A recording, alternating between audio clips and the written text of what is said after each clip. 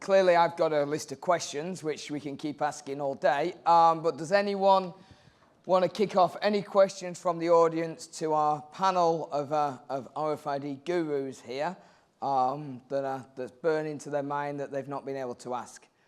Oh, I can't believe this. It's so shy. Simon, you got a question? Oh, just sat down. Yeah, I see you still moving. No questions. Okay, I'll kick off then, and maybe one will come. So let's start with Brent. So you've shown your slides around innovation and ubiquitous reading, as you call it. What do you see down the line as the kind of next big thing in innovation? I actually believe that, and I talked a little bit about this in the presentation, I believe the engagement with the consumer is going to be an interesting element of RFID, because I think we're gaining so much benefit from it at an enterprise level.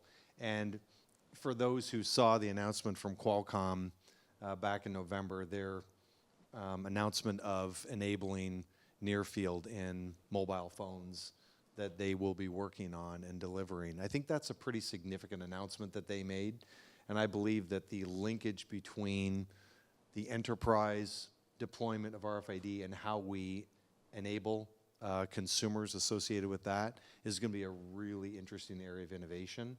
And boy, there's a lot of runway opportunity there for sure. I guess that falls nicely for you, James, then. From a mobile computing perspective and, with Qualcomm making this announcement, what does that mean for us in terms of our next generation devices? Yeah, so we've been working really closely with Qualcomm on that. I think, we might even take a little bit of credit for actually driving them to kind of head down that path. So next year you'll see a number of our devices on the handheld side as well as on the tablet side that will be leveraging a chipset that they support with their EdgeAware platform, which is, and that'll allow us to, again, integrate using the existing Qualcomm silicon.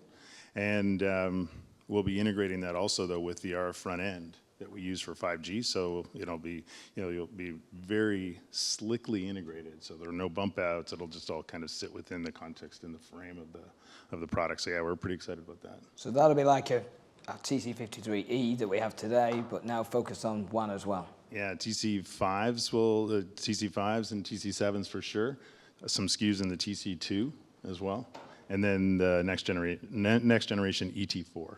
Wow, okay. So we're going to see it across the entire product line, inbuilt RFID. So absolutely. So now is the year of RFID then, yeah? It's a go. Well, next year will be. Next year. Well, we've got this year still, all right? There's still 6 months of the year to go, James. Come on. Louise, from a supplies perspective, clearly we've heard from Avery and BeyondTag about, the innovation they're doing, and part of our supplies is working with those guys. What are we doing from a Zebra perspective as well? Yeah, so the lowest tech component of an RFID installation is the label, but the most important from my perspective. And we heard from Harold yesterday, who is all about the tag.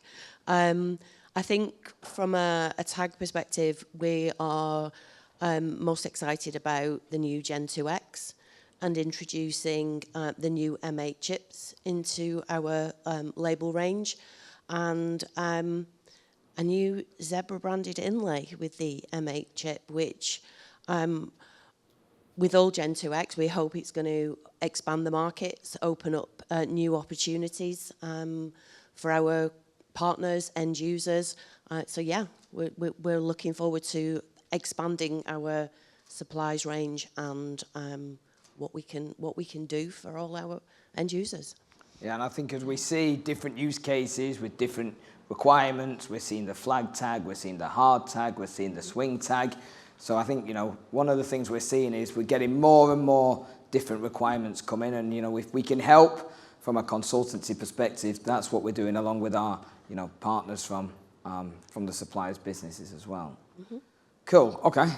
Rachel's got one. Let's get a microphone, Kieran, if we can, to Rachel, although I'm sure we can probably hear her.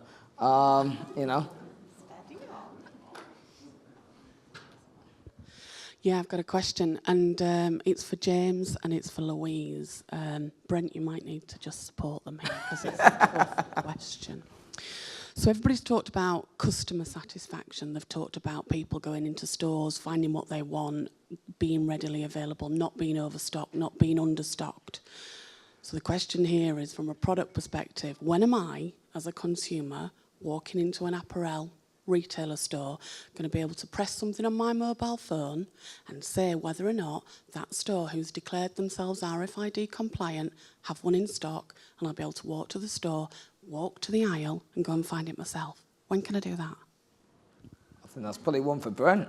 Yeah. So I actually think that you're going to see that. It's probably a time frame of, I would say the horizon is 3 years. And when I say the horizon is 3 years, because that's when we will see more mass scale adoption, you will see some retailers that will enable that experience in the next 18 months. That would be my story.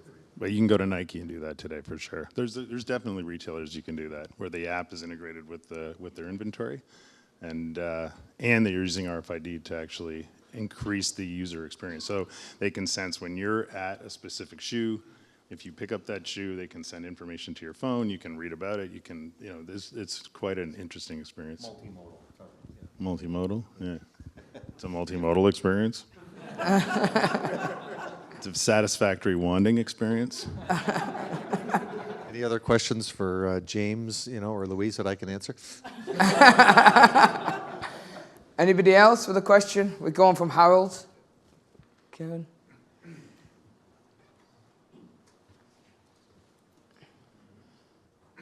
Sorry. We spoke about in the last days a lot about the ET with RFID and also with the TC series about RFID. That is all up to 1.5 meter. I'm coming out of the industry. What about the MC34? Is there any timeline with an integrated antenna or a circular or a linear antenna? This is really urgent, actually. No, That's you again. That's me. There is a planned roadmap plan for a replacement of the MC33. There's also a plan for a linear version of the RFD40 today, which is a polar antenna, but there's a linear version that is coming soon. Does that answer your question? Yeah. Yeah. I was going to say, Harold, we also, if you go and ask Simon Jarvis, we do have something hidden for people who are interested, which has it's got a linear antenna in it that we'll be releasing later in the year. So I think probably people have seen it out there. For those of you who speak to us, we call it the Charmander. So we have the Charmander device coming later in the year. Yeah, that is an integrated device where we worked very collaboratively with James' team to integrate one of the TC products right into a fully integrated handheld device. So it's the first product that we're bringing to market, and that's very near launch. So yeah, we're pretty excited about that, and that does have a linear antenna in it as well. Yeah, we think it's going to be a game changer for people who just want a single-use application. Yeah. If you're doing multimodal use, you're taking it out, using for payment, etc., the combined option is there, but a single all-in-one device, we believe, will be a bit of a differentiator, especially for a retail and a manufacturing use case. Yep. Any other questions from that side of the room? It's very quiet over there. Nothing? Okay, let me kind of wrap up then, guys, in terms of what's your biggest takeaway then from the last couple of days that you're going to take home, or what the guys can take with them for next steps, or on what you see as kind of interesting that you've picked up? I think what's become evident listening to some of the end user presentations is, and somebody has, I think it's been said a few times over the last couple of days, is one size doesn't fit all. RFID is not something that you can get in a box, take out, and it's just going to work for everybody every time. It's all about the testing. Whatever lab results you get for any tags and things like that, it's never going to work the same in real life. We've got bodies moving around, we've got equipment moving around. So it is take the advice of the experts and test. Thank you. Probably two aspects. One, I would say, is the nature of this get-together has some of the organizations here who are competitive with each other, or there's a deemed competitive nature to what we do together.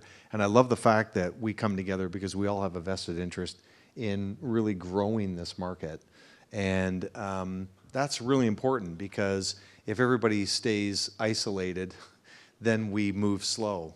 But when we work together, we move fast. And I think there's lots of opportunity for everybody to participate together. So I love that, the spirit of collaboration that's here. And the second part that I think is key takeaway, and I know this to be true, but every time I sit in a session like this, I'm blown away by the number of different use cases that people are adopting and using the technology for, like plant trays. Who would have ever thought of plant trays? And just so many that have been shared this week, the way that people are using, a label and a tag and reading to really improve the efficiency of the organization, but also to improve the utilization for associates and on into the consumer. So use case growth is expanding, yet there's no predictor of it, because what happens is whenever an industry adopts for the primary use case, everybody sees secondary, tertiary type of use cases that are very specific to them, and you cannot predict them because, much like that funny story I shared about, people jamming, stolen merchandise in the garbage disposal, you would never predict that. So I think there's a lot more opportunity for us out there with more use cases to come. Yeah, I think, I guess a couple of things. I think to that end, one of the important pieces we feel about democratizing RFID, getting it into hands of more users, is to draw out those use cases and then create opportunity for people to explore with that technology. So I think that's pretty cool. I think everybody in the room agrees that we should take Rachel on the road and have her, not as a comedian, but take her on the road and have her help share those use cases. Because I think, from a healthcare perspective, we've been talking a lot about what goes on in North America in healthcare. And we're not seeing the same level of interest and adoption necessarily around things that are clearly have ROIs and a clear business case and a use case. So I think that we may draw on you for a video or some sort of something in the future. A US road trip for Rachel, is that what you're proposing? Is that what you're funding? I'm funding. I thought that's what you just committed to. Mark's saying he's going to take you on tour. That's awesome. I think for me, it's this, I'm just going to scoop over that, right? We'll use the budget for next year instead, James, But no, I think it's the collaboration between our customers.